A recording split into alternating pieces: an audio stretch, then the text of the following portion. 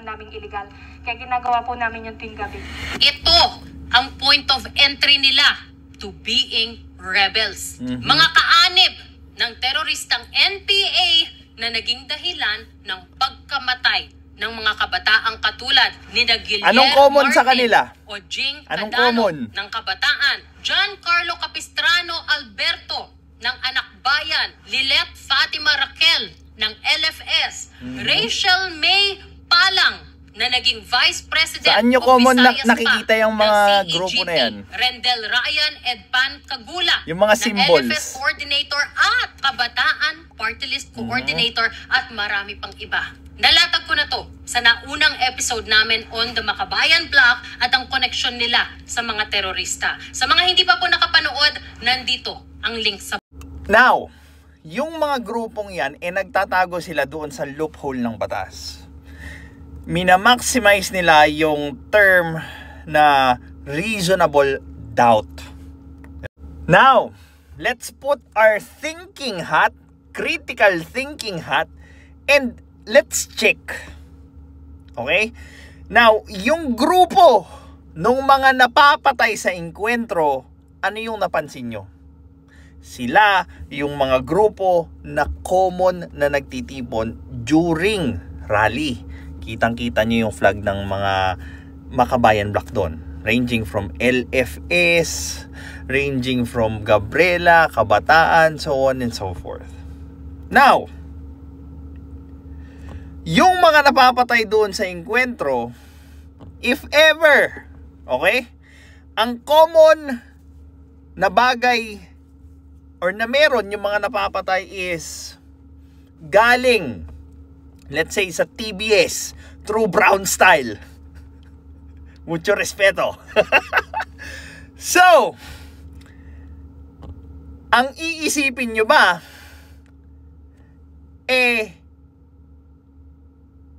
hindi sila dapat maging responsable or wala silang kahit anong katiting na kinalaman doon sa pagpunta ng mga member nila doon sa engkwentro sa bundok?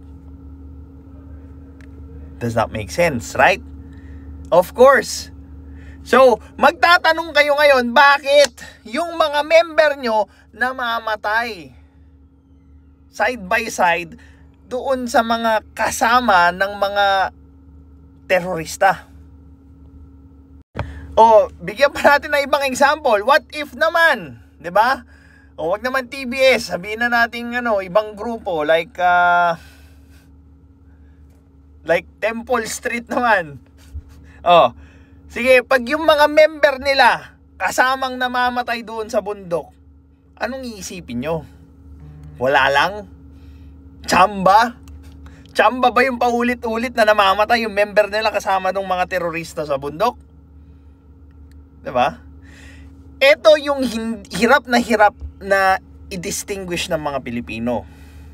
Yung mga taong nagpapanggap na sila yung mabubuting tao because they are being blinded by the words, the intentions na pinoproject nila sa mga sarili nila habang tinatago yung connection nila doon sa terroristic acts ng NPA.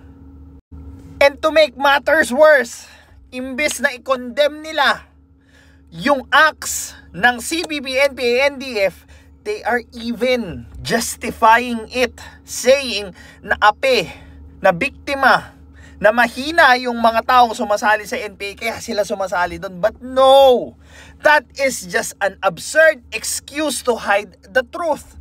What's the truth? Sila yung namemeste sa probinsya, kaya hindi umangat-angat yung buhay ng mga taga-probinsya, isa sila sa main factor. Walang mapatay yung cell site, walang business na nag-grow kasi susunugin nila if hindi sila magbigay ng revolutionary tax. 'Di ba? Yung mga daanan, yung mga heavy equipments, walang nagsusurvive without ng paalam nila. Ano sila? Gobyerno? Tapos, pag naghirap yung lugar nila, isisisi nila saan? Sa gobyerno kasi kurakot sila . Pero they never They never take responsibility doon sa mga bagay na ginagawa nila na obviously nagpapahirap din sa lugar nila. Diba? That's why it's crazy that Filipinos are choosing either or between sa favorite nilang corrupt politician versus sa favorite na makabayan kuno na politician. It does not need to be either or. There are other choices. Hindi mo kailangang pumili lang sa kasamaan o sa kadiliman because there are other choices. Two things can exist at the same time. Two truth can exist at the same time. Kurakot ang gobyerno at terorista yung mga sumusuporta sa CPP, NPA, NDF. Diba? If you hold those two truth and guide your action towards your goal, di maganda. Para hindi ka maloloko nung isa or isa man sa kanilang dalawa. And that's how you improve. You hold all the truth as you keep on learning through your mistakes and move forward towards your goal. Knowing how to move with all the truth that you already know and can handle.